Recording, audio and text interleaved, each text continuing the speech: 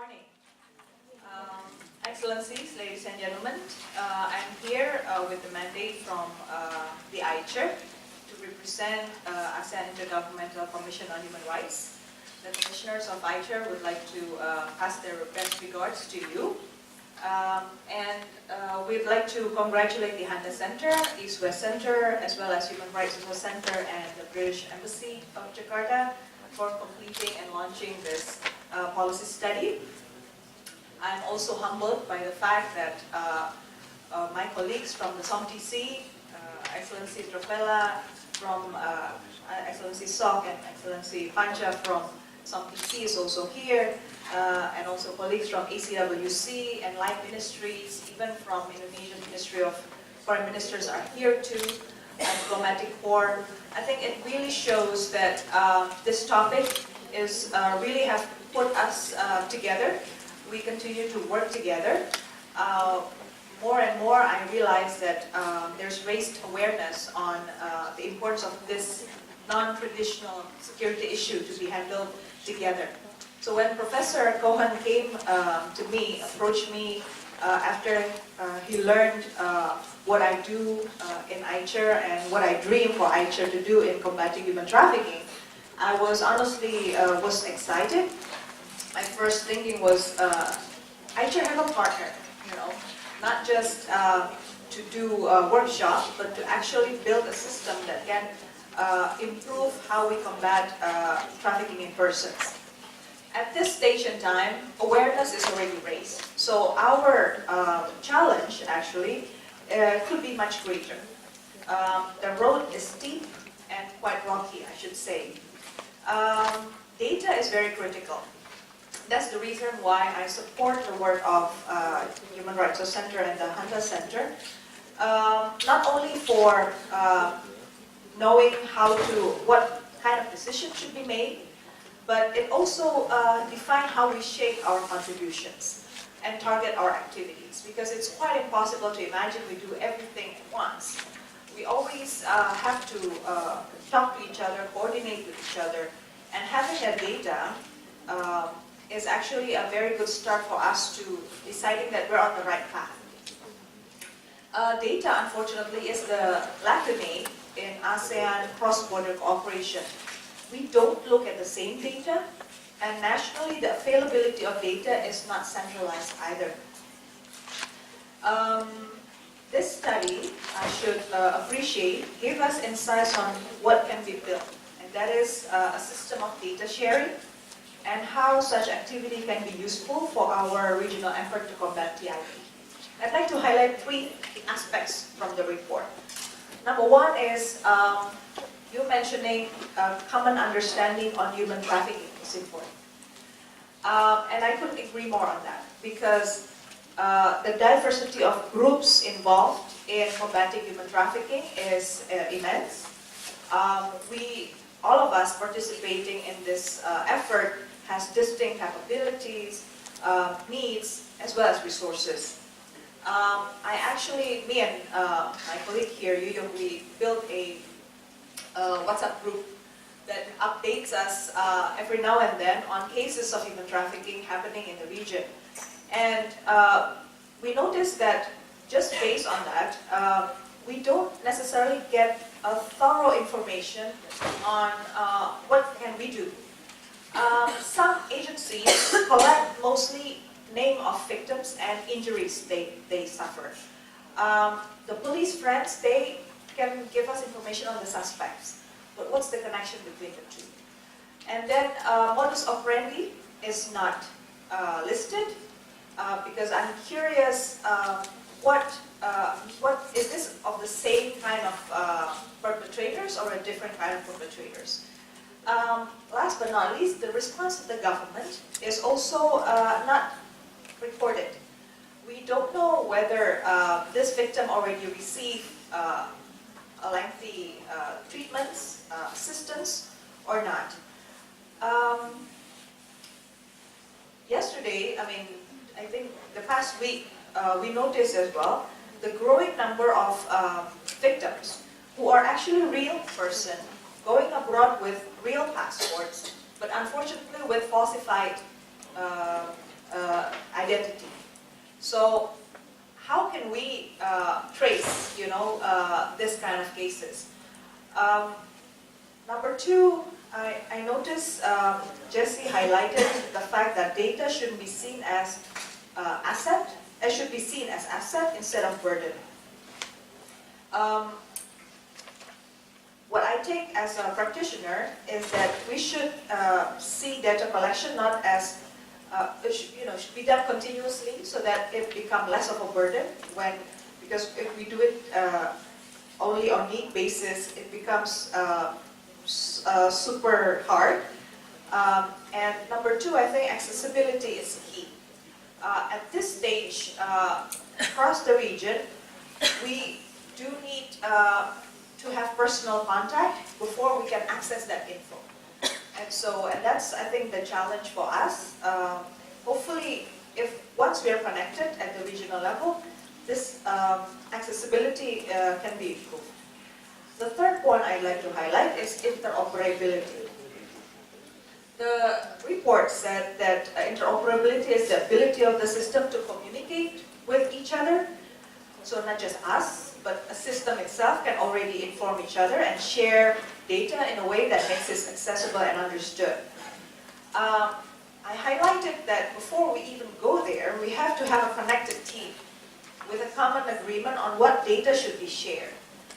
What day-to-day information helps to combat human trafficking. Indonesia, I can only speak of myself on this very particular issue, don't have one data yet on trafficking. Some institution, like the Victim Protection Unit, they only noted the victims protection and also the witness protection. Human Rights Commission also have data, but they don't necessarily have detailed data on the prosecution process or the victims. So the things that you highlighted as a good progress in Indonesia, I would say is still a work in the making, not yet the perfect one. So my biggest concern on data are twofold at least. Our region is so big. We are so vast, comprised not only of land but also large oceans. And the challenge in our part of the region is that crime is growing fast in areas where economic growth is growing as well. So businesses that we applaud as contributing significantly to our economy, namely hotel business, hospitality, entertainment, even infrastructure developments, are the areas where our citizens are most affected by trafficking. So we have to somehow, and this is also already included in the Convention of Anti-Trafficking in Person, we have to care about supply and demand. If we want to minimize this crime to the point that it's not meaningful anymore, we have to tackle data on like illegal companies. Companies operating and recruiting people beyond what's allowed in that country. That's just a few examples. Number two, my other concern about human trafficking is that the ability of crooks in this region to transform itself and its model of operation much faster than us, government giving assistance. And they target vulnerable groups that we don't even imagine as target groups. So this too, I think, is our challenge, next challenge, as you as our partner, AICHR partner, to imagine what kind of data then that we can actually share, not necessarily just the very micro data on victims, but to stop the crime from growing in our region, and to make sure that we identify the modus operandi really soon, as soon as possible. So I think what's still needed? Number one, I think we in ASEAN needs to identify area of coverage of our data. Number one is the who question, which unit within ASEAN that will help connect those data. my biggest wish is for the SOMTC to finally agree on having that connection between focal points, and I got great news this morning that hopefully by May they would have further agreement on connecting national referral system. That's a very great step. I applaud SOMTC for that. Number two is the question on what? Three possible data I think we can collect. Three options, yeah? Number one, data on signs of crimes. So if we can agree on what are the symptoms of the crime and report it to the focal points, we can then see if there's any connection with other crimes happening in other parts of the region. Is this of the same network of perpetrators or different? Number two, if we want to provide all the benefits already highlighted, agreed by all ASEAN bodies to victims. So we have to have data on victims list. Victims list is important, and I think not just the alive one, the survivors, but also the dead victims. Their family deserves assistance, deserves attention, especially if the victims still have young children and in the family. So we can also agree if we want to start there, victims list. Last but not least, which I think is actually very critical, is do we want to connect a system of response of officers handling this? You know, in companies, we usually already apply this kind of measures. How many days does a report is being handled by a certain unit? You know, what info is being passed on to the next unit? So if there's any indication that the human trafficking is not just happening within the country, but also cross-country, this is very critical to make sure we track the case. Is this being handled in timely manner or not? So timeliness can be another kind of data we collect.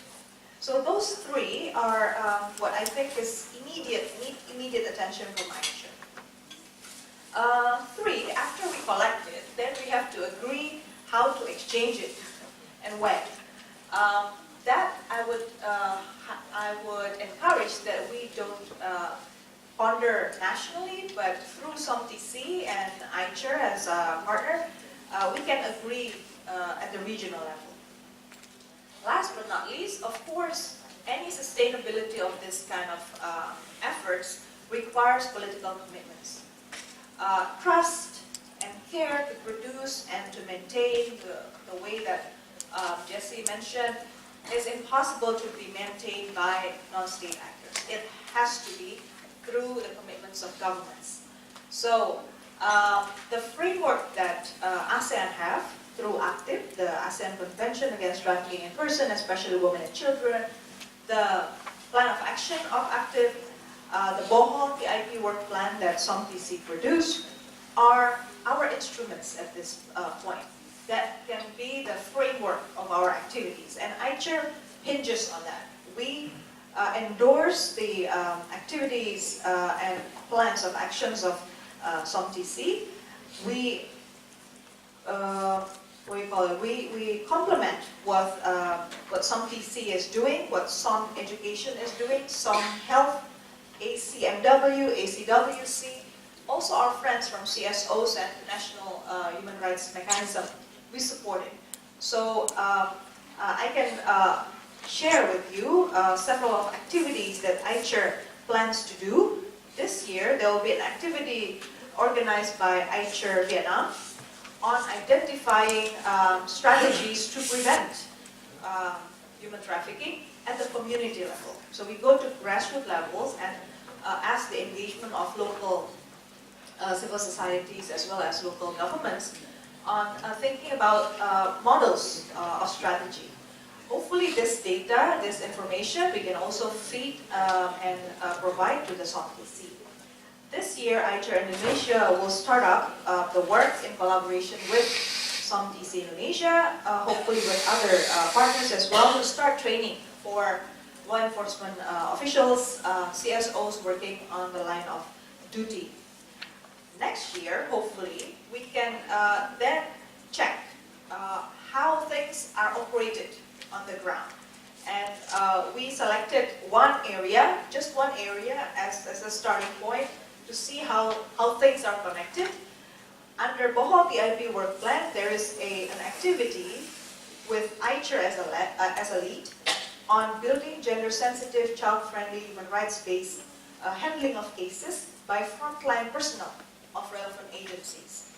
So the data that we collect from various stakeholders, including the one that Jesse highlighted, which I look forward to reading more from the 4 countries, we will use to check how are these operating on the ground.